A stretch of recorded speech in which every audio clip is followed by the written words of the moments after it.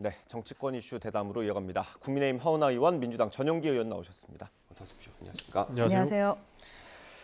네, 이준석 전 대표가 연일 자신의 행보에 대해서 조금씩 힌트를 주고 있는 것 같습니다. 오늘 아침 라디오 인터뷰가 있어서 준비했습니다. 이거 보고 대담 시작하겠습니다.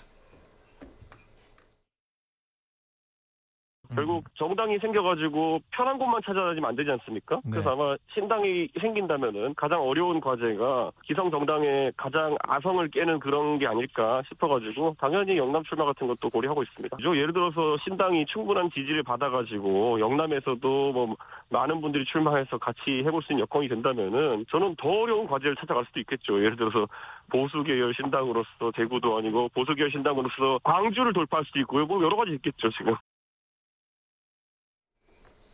마침 오늘 하은하 의원님 나오셔가지고 일단 그 이준석 전 대표랑 마지막으로 통화한 게 언제십니까?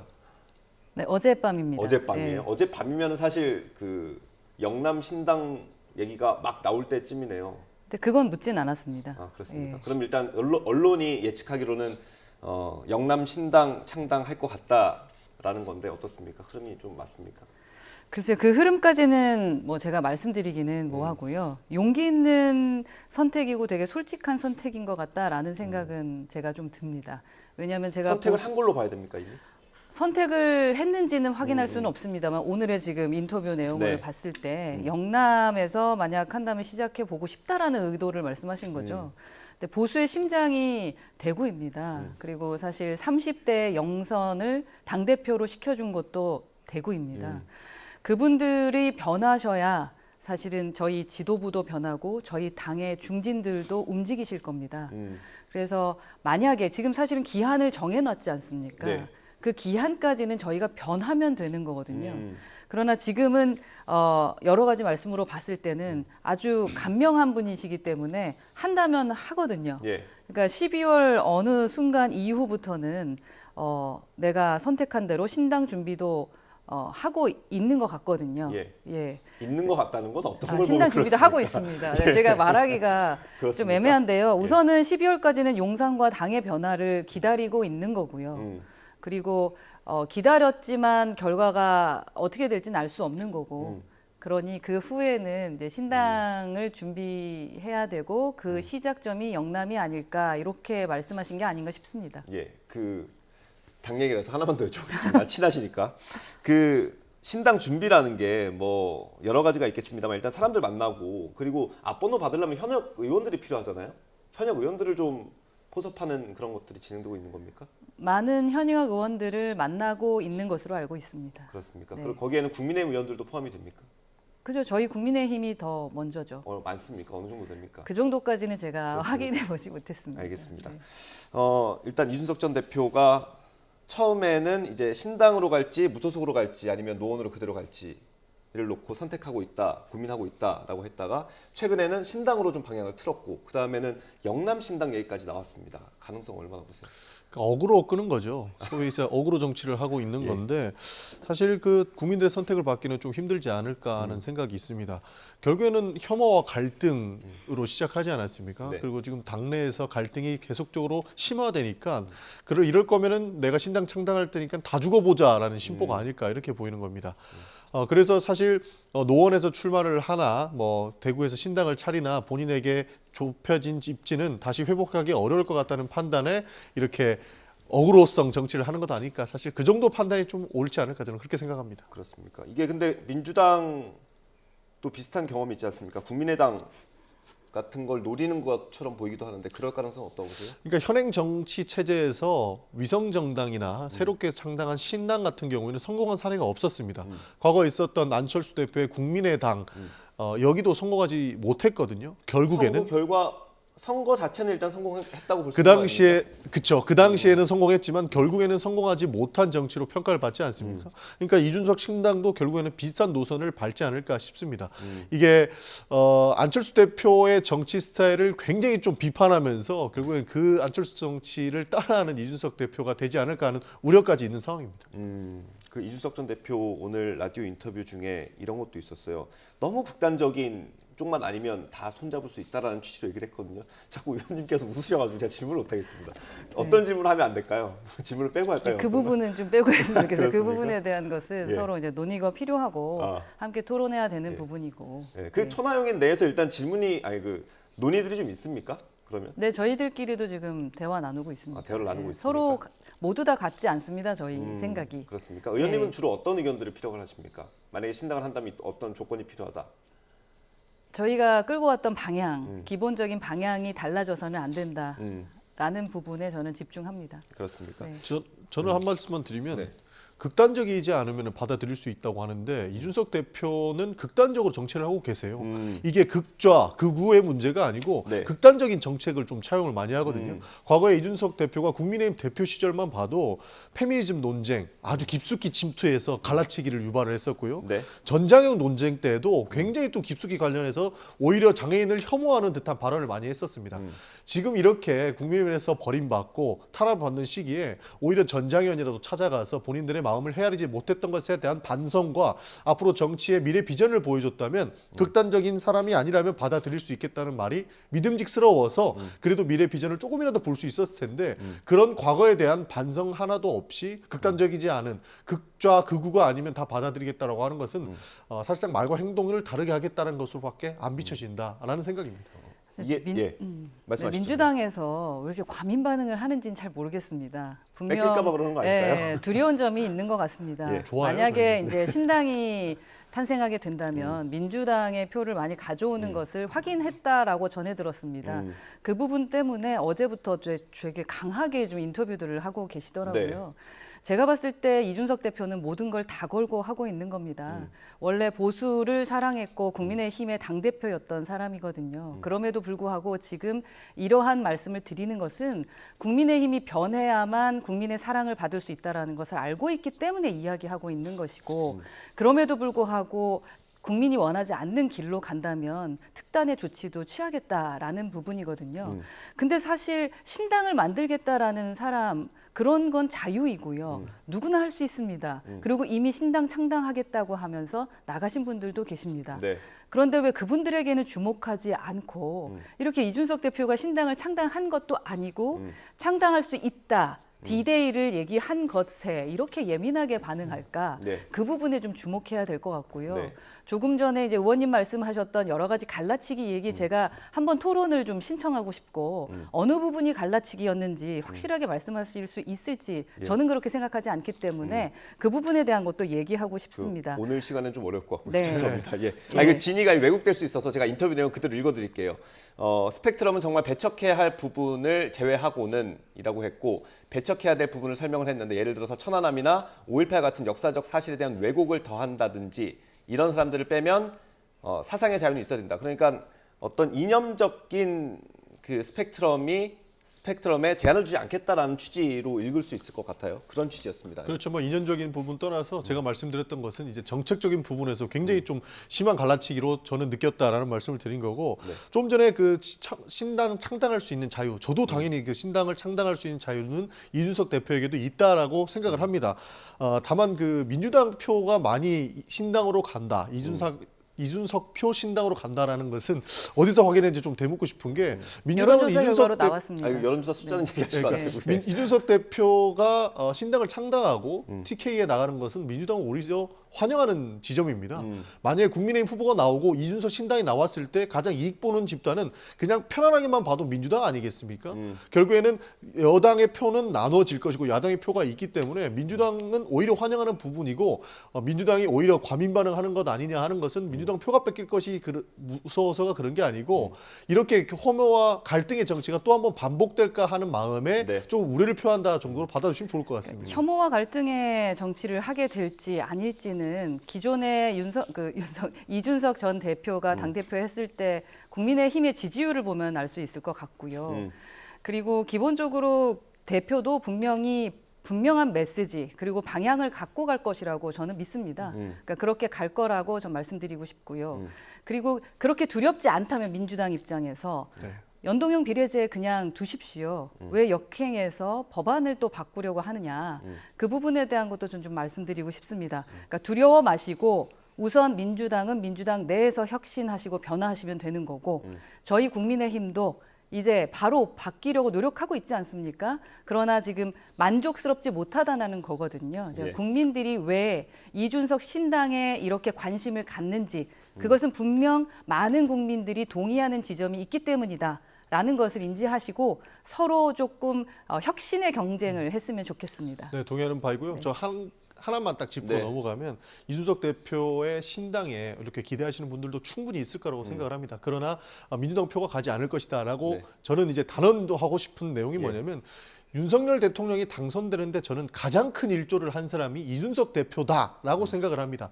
그래서 이준석 대표의 신당이 기대가 되지 않는 것은 이준석 대표도 이야기했듯 양두구역의 가장 선봉장은 이준석 대표였기 때문에 네. 기대가 되지 않는다. 그런 평가를 했었습니다. 알겠습니다. 뭐 이준석 전 대표가 유승민 전 의원과 손잡고 당을 만들면 중도층이 좀 이동할 거다라는 해석과 분석이 있었던 걸 아마 말씀하신 걸로 이해하면 되겠습니다. 네. 나오신 김에 조금 더 여쭤보겠습니다. 제가 이거 스펙트럼 얘기를 한 이유가 뭐냐면 일단 대구라는 지역적인 어떤 특성이 있고 또 스펙트럼이랑 합쳐보면 친박계랑도 손잡을 수 있는 거 아닌가 다시 그런 생각도 드는데 혹시 뭐 친박계 인사들과도 만나고 계시는지. 친박계 인사와 만난 건 기사화가 이미 됐었고요. 예전에 예. 최경환 전 부총리 얘기하시는 네네네. 거예요? 예. 뭐 그 외에는 저도 확인해 보지는 않았습니다. 다만 열려 있다라는 거죠. 상식이 바로선 기본적인 국민들이 원하는 방향에 대한 것을 말씀하시는 것 같고요. 그 모든 것이 저와 같은 생각이다라고 말씀드릴 수는 없습니다만 예, 이준석 대표가 생각하는 부분은 분명히 있습니다. 알겠습니다. 혹시 의원님께서도 대구로 내려갈 수 있습니까? 저는 지금 동대문을 지키고 있습니다. 알겠습니다. 네. 예, 이 정도 하고 최근에 인요한 위원장이 이준석 전 대표를 이제 만나기 위해서 부산도 내려가고 하지 않았습니까? 이준석 전 대표는 만날 생각이 없는 것 같은데 또 메시지를 내는 거 보니까 인요한 위원장을 계속해서 비판하는 메시지를 내더라고요. 어떻습니까? 만날 수 있겠습니까, 둘이? 만나기는 할 것 같습니다. 결국에는. 그러나 아직 감정적인 문제가 풀려지지 않았기 때문에 인요한 위원장을 굉장히 좀 밀어낸 듯한 모양새는 보이고 있는 것 같습니다. 사실 국민의힘에서 이런 갈등을 봉합하고 실제로 윤석열 대통령과 이 정부를 도우려면 당내 갈등을 먼저 해결해야 되는데 이미 이준석 대표를 버린 상처가 너무 깊숙이 파여 있기 때문에 인요한 위원장 같이 정말 혁신적인 내용을 이야기하시는 분도 이 갈등을 해결하기에는 좀 어려움이 있지 않나 싶은데요. 여기에서 결국에 이 문제를 풀 수 있는 사람은 저는 윤석열 대통령밖에 없다고 생각을 네. 합니다. 알겠습니다. 인요한 위원장이 내놓았던 혁신안 중에 중진 친윤 의원들은 좀 불출마하거나 어려운 데로 가라라는 게 있지 않았습니까? 권고안으로. 근데 주호영 의원은 당당히 대구에서 떠나지 않겠다라고 선언을 했어요. 어떻습니까? 이건 당내 분위기가? 주호영 의원님의 생각은 주호영 의원님께 여쭤봐야 되겠지만 저는 개인적으로 그렇게 생각합니다. 중진이라고 삼선이라고 모두 다 불출마해야 된다. 그 룰은 누가 정하는 건가? 저는 그러한 할당제에 반대합니다. 자유의사인 거고요. 다만 어떠한 기준들은 마련해 놨으면 좋겠습니다. 평가할 수 있는 기준들이 상당히 많거든요. 뭐 본회의 출석률이라던가 상임위를 어떻게 했는지 아주 기본적인 거로는 그럴 수 있을 것이고 또 국민들 아니면 미래를 위한 어떠한 정책들을 내놨는지 어떻게 체크할 수 있는 것들이 있을 겁니다. 근데 그러한 부분이 아니라 무작정 삼선이니까 불출마해야 된다. 네. 특히 본인들은 쉬운 지역에 있기 때문에 불출마해야 된다라는 접근은 저는 혁신적이지 않다고 생각합니다. 뭐 그럼에도 불구하고 지금 특정되는 인사들이 있지 않습니까? 그분들이 공식적인 입장을 내지 않는 건 어떻게 보세요? 우선 주호영 의원은 공식적인 입장을 뭐 내는 예를 들면 거고요. 김기현 대표라든지 장재원 의원, 뭐 권성동 의원 여러 있지 않습니까? 저도 뭐 시원하게 입장을 내주셨으면 좋겠습니다. 나는 이 지역을 지키겠다. 그리고 잘 아시겠지만 의장이 되려면은 5선급 정도 돼야 되거든요. 예. 그렇다면 앞으로 우리 국민의힘에는 의장감이 없습니다. 아. 그건 그럼 누가 대처하실 것인가? 그리고 뭐 재선이든 3선이든 4선뿐만 아니라 초선 중에도 문제 있는 분들이 계십니다. 근데 왜 그 모든 책임을 3선 이상의 사람들이 져야 하나 그 접근이 좀 잘못됐으니 당당하게 그냥 말씀하시면 될 것 같은데 아무래도 김기현 대표께서는 지금 지도부에 계시기 때문에 말을 좀 아끼시는 것 같고 그 뭐 좀 돌려서 말씀해 주시고 계신 것 같습니다. 불출마에 대한 의견을. 근데 좀 더 지켜봐야 되는 부분인 것 같고요. 장제원 의원도 고민이 좀 많지 않겠습니까? 제가 같은 상임위에 있다 보니까 저희가 만나실 일이 좀 있겠네요. 예, 저희 뭐 예. 많이 자주 뵙게 되더라고요. 예. 그리고 식사할 때도 뵙고 말씀을 나눠보면 고민 지점이 많으신 것 같았었습니다. 뭐 저한테도 위로해 주시고 위로도 비주류가 주류가 되기도 하고 주류가 비주류가 되기도 한다라고 하면서 제 방향에 대해서 뭐 그렇게 제 앞이라서 그런지 모르지만 제 나름의 응원을 해주셨습니다. 각자가 가는 길이 있으니까요. 중요한 것은 그 어떻게 소신 있게 내 방향대로 허은하 스타일, 장제원 스타일로 가느냐가 중요한 관건인 것 같습니다. 그 장제원 의원과 얘기하면서 느끼기에는 어땠습니까? 장제원 의원이 어떤 자신의 권한을 좀 내려놓을 가능성도 있다고 보셨어요? 권한에 대해서는 내려놓을 마음이 있을 것도 같다라는 생각이었습니다만 지역에서 지역을 포기할 마음이 있다라고는 느껴지지는 않았습니다. 그러니까 알겠습니다. 지금의 이러한 현안들과 혁신안들이 조금은 불편하게 느껴지신다고 느꼈는데요. 그것은 장제원 의원뿐만 아니라 사실 뭐 수도권에 있는 3선은 괜찮은 겁니까? 똑같은 거기 때문에 저 같은 초선도 그 부분에 대해서는 반대하고 있어서 네. 이 지점을 좀 불편해하는 의원들은 있다. 국민들께서 평가하실 수 있는 기준들을 저는 마련해 놔야 된다라고 생각합니다. 알겠습니다. 사실 이 이야기가 국민의힘 혁신위에서 나오긴 했지만 네. 민주당에서도 3선 연임 제한과 관련돼서 이야기를 많이 뭐 했었습니다. 법안을 어디서 내기도 했었죠. 법안도 있었고요. 제가 사실 위원장으로 있는 민주당 청년위원회에서도 네. 과거에 그 기자회견을 열고 동일 지역 3선 금지를 주장을 했었던 바 있습니다. 저희도 허은하 의원님과 입장은 같습니다. 결국에는 당연히 국회에는 중진이 필요한 것이고요. 네. 여야를 협치할 수 있게끔 만들어주는 분들이 필요하기 때문에 마구잡이 3선들을 출마시키면 안 된다라고 주장하는 것이 아니고 분명히 한 지역에 너무 오랫동안 머무르게 되면 오히려 도태될 수 있는 부분도 있고 뭐 레임덕이나 뭐 여러 가지 리스크에 빠질 수 있는 부분들이 있었기 때문에 민주당에서도 추진을 했었고요. 이것은 혁신 경쟁의 일환으로 한번 봐주시면 좋을 것 같다는 말씀 드리겠습니다. 초반부에 허은하 의원님께 좀 곤란한 질문을 많이 했고요. 예, 다음 민주당으로 좀 가보겠습니다. 민주당이 최근에 그 총선 불출마 여부를 묻는 문건을 보냈다고 하던데 받으셨습니까? 받았습니다. 그럼 제출 안 하면 출마하는 걸로 보는 겁니까? 아마 그렇게 될 것 같은데요. 제가 그 문자를 받고 굉장히 황당했었습니다. 네. 이게 그 현역 의원 평가위원회에서 의원들의 평가를 하기 위해서 설문 그 보통 지금 평가를 진행되고 있는 중이거든요. 네. 여기에서 불출마 의원들을 평가하지 않겠다라는 의중으로 보이는데 사실상 그 내년 출마 여부와 상관없이 현역 의원 평가위원회에서는 현역 의원들이 4년 동안 의정 활동을 얼마나 잘했는지를 평가하는 그런 단위지 않습니까? 그렇죠. 그럼에도 불구하고 내년에 불출마하는 사람들을 빼고 출마하는 사람들만 평가하겠다고 하는 것은 본인이 도대체 무슨 그 위원회가 네. 무슨 일을 하고 있는지조차 망각하고 있는 월권이 아닐까 저는 그러니까 그 정도 생각을 했었습니다. 공천만을 위한 기구는 아니잖아요. 그렇죠. 4년 동안 이 의원이 얼마나 의정 활동을 잘했는지를 점수화해서 이렇게 뭐 발표를 하지는 않지만 당내에서 자료로 이렇게 남겨놓는 그런 정도의 요구도 충분히 있었기 때문에 그에 반응한 위원회였거든요. 그러나 내년 불출마하는 사람들을 오히려 공문을 보내서 문자를 보내서 이렇게 받고 그분들을 제외하고 평가하겠다라고 하는 것은 이 평가위의 존립 자체를 부정하는 것 아닐까 해서 저는 굉장히 황당했던 기억입니다. 그럼 왜 보냈을까요?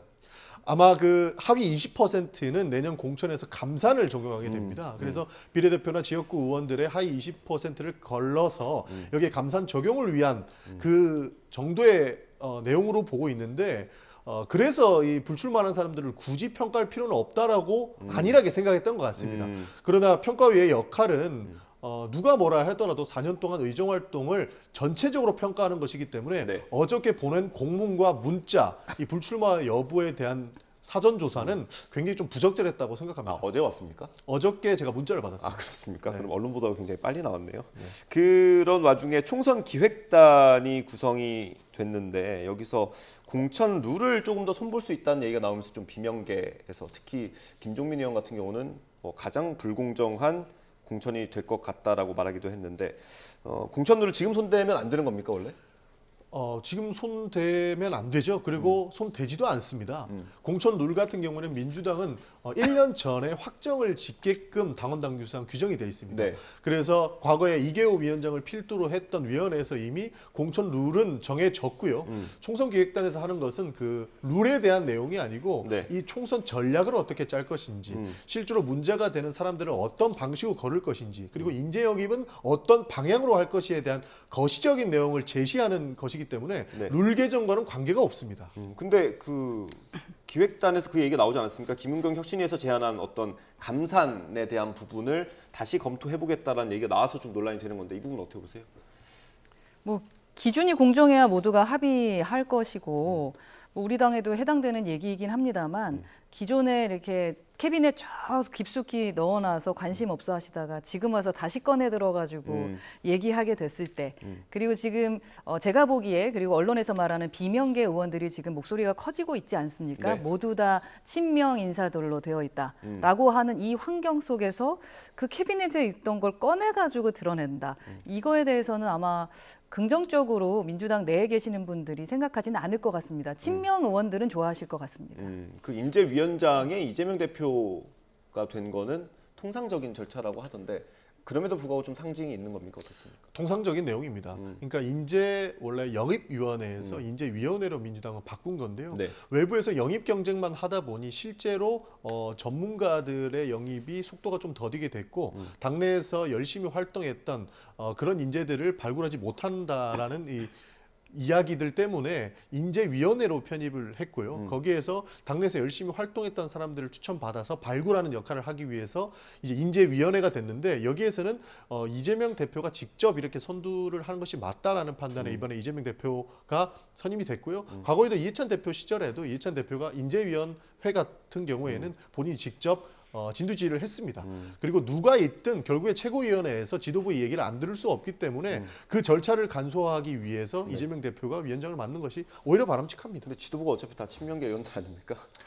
뭐 그렇게 보실 수도 있는 거죠. 네. 네. 근데 아마 비명계에서는 그런 걸 좀 걱정하는 것 같아요. 그 강성 지지층들에 더해서 원외 인사들, 그러니까 총선을 준비하는 원외 인사들이 있잖아요. 그분들이 그 비명계에 대한 공격을 계속하고 있는데 지금 지도부는 어떤 적극적인 조치를 아직 하지 않고 있다. 그래서 공천에서 우리가 떨어질 수 있다라는 걱정을 하는 것 같거든요. 확실한 시그널을 달라고 하시는 것 같은데요. 정치권에서 확실한 시그널을 줄 수 있는 사람은 단 한 명도 없다라고 생각을 합니다.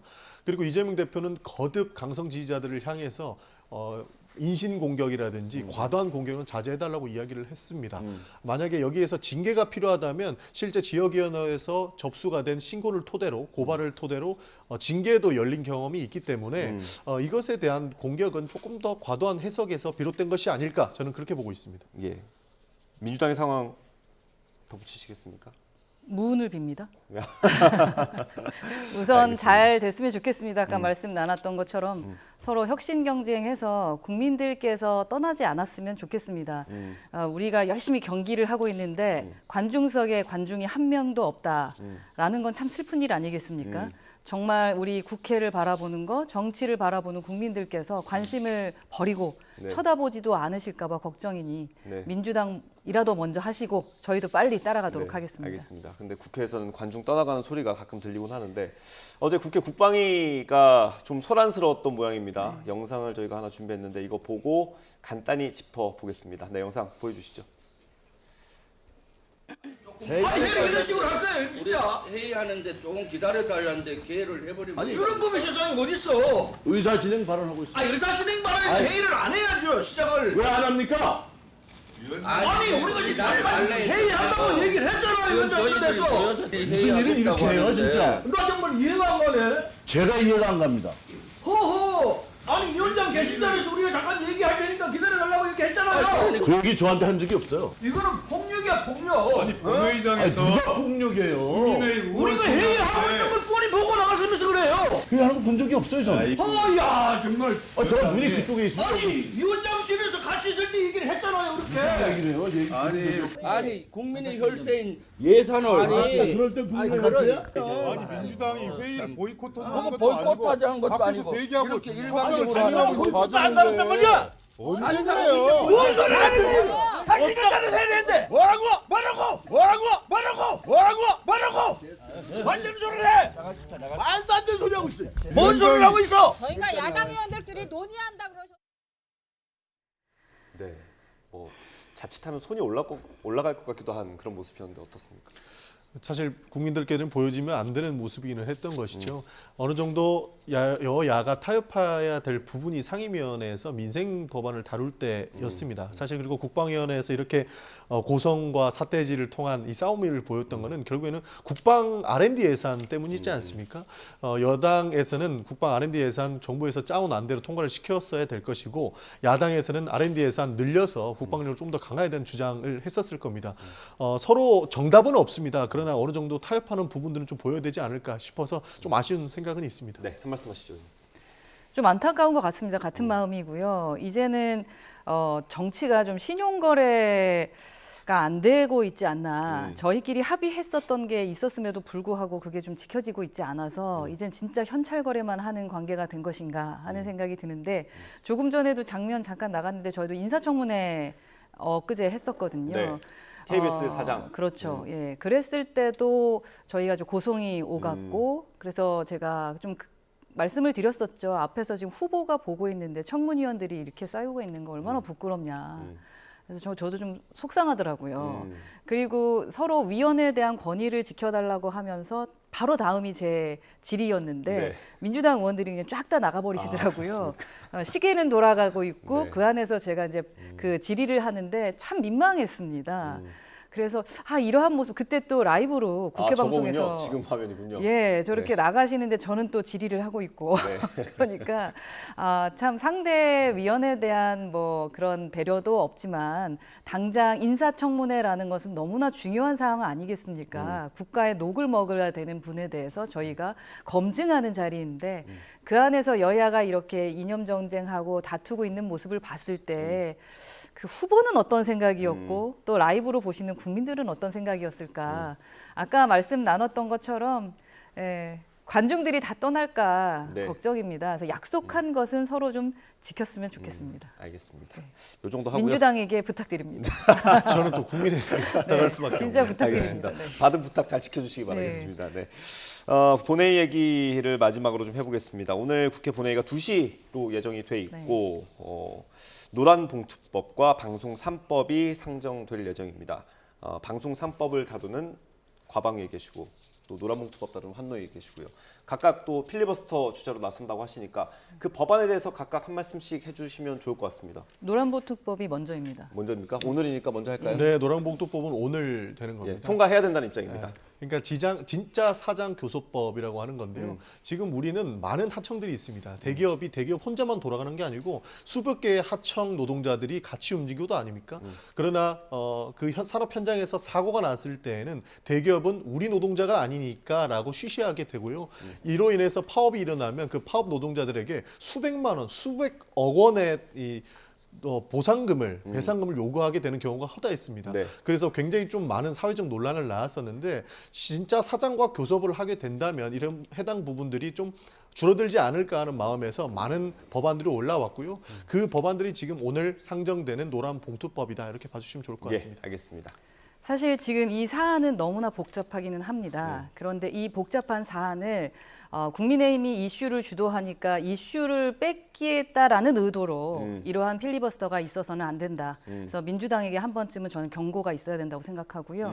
제가 이제 담당하게 되는 방송법은 이런 겁니다. 제가 이제 필리버스터에서 얘기하게 되겠지만 그 KBS는 KBS 이사회 그리고 MBC는 방문진에서 네. 사장을 선임하게 됩니다. 이제 사장을 결정하게 될 때 이사회 구성이라는 것은 너무 중요한데 그냥 한마디로 말하면 KBS 사장을 뽑을 때 공영방송이라서 저희 그러니까 국민들의 대표가 뽑게 돼 있는데 지금은 시민단체가 뽑도록 만드는 법안입니다. 그러니까 이사회 추천권이 교섭단체 있죠. 국회 교섭단체. 네, 국회. 네. 근데 지금 개정되는 법안은 시민단체나 시민단체나 학회 이런 것들도 포함이 되게 돼 있는 그렇죠. 거고요. 21개 한 명까지 이렇게 늘려서 시민단체들을 넣는 건데 그 부분을 보면서 국민들도 이해하기는 어려우실 겁니다. 그 점이 가장 중요한 부분이고요. 또 이게 호떡을 이렇게 뒤집듯이 민주당에서 이 법안을 계속 뒤집어 놨었거든요. 그래서 이번에 너무 급하게 21명을 넣는 이 이사회 구성을 하게 된 것에 대해서는 저는 완전한 반대를 취하고요. 네. 그리고 제가 그 과방위에 야당으로서 2년 있었고요. 여당으로서 지금 2년 있거든요. 근데 서로 대치하는 게 참 많이 다릅니다. 네. 여당일 때 늘 여당의 입장, 예. 우리가 민주당이든 뭐 국민의힘이든 여당은 여당의 입장에 있는 것 네. 같은데 저희 공영방송이라던가 공영방송 국민께 돌려드려야 된다고 생각합니다. 그러니까 이념과 서로 정치적 권력 싸움에서 흔들리지 않는 그런 이사회 구성이 될 수 있도록 해야 된다라는 생각이고요. 언론의 자유는 좀 저희가 표현의 자유를 인정해 주되 서로 이제 지킬 것을 어떻게 지킬지 시스템에 대한 부분 그런 거 저희 국감 때 많이 이야기 나눴거든요. 네. 그게 흘러가는 것이 아니라 정말로 변화하는 데 도움이 되는 그런 국감이었으면 좋겠습니다. 알겠습니다. 저도 이슈 뺏기라고 해서 한 말씀만 드리면요. 뺏으시려고요? 아니요. 노란봉투법 관련해서는 하도 답답해서 제가 한 말씀만 드리면 노란봉투법 지금 통과된 지 6개월 넘었습니다. 그리고 방송법도 통과된 지 한참 지났는데 상임위 통과한 지. 그렇죠. 이제야 본회의에 되는 것이기 때문에 이것이 뭐 필리버스터로 인해서 이슈 뺏기다 이렇게 보기엔 좀 어려울 것 같고요.